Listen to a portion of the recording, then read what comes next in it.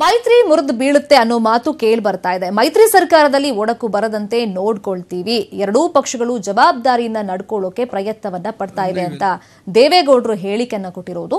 ಸಿದ್ದರಾಮಯ್ಯ ಕೂಡ ಸರ್ಕಾರಕ್ಕೆ ಅಪಾಯ ಇಲ್ಲ ಅಂತ ಹೇಳಿದ್ದಾರೆ. ಇನ್ನು ಸಿಎಂ ಕುಮಾರಸ್ವಾಮಿ ಸಹ ಅದೇ ರೀತಿ ಹೇಳಿಕೆಯನ್ನ ಕೊಟ್ಟಿದ್ದಾರೆ. ಹಂತ ಹಂತವಾಗಿ ಸಣ್ಣ ಪುಟ್ಟ ದೋಷಗಳು ಬಗೆಹರಿಯುತ್ತವೆ ಅಂತ ಚಿಕ್ಕಮಗಳೂರಿನಲ್ಲಿ ಮಾಜಿ ಪ್ರಧಾನಿ ದೇವೇಗೌಡರು ಹೇಳಿಕೆಯನ್ನ ಕೊಟ್ಟಿದ್ದಾರೆ.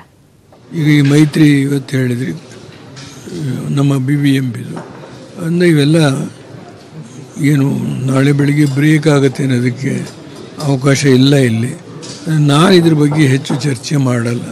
ನಾನಿದರಲ್ಲಿ ಈ ವಿಷಯದಲ್ಲಿ ನಾನು ಭಾಗಿಯಾಗಿಲ್ಲ.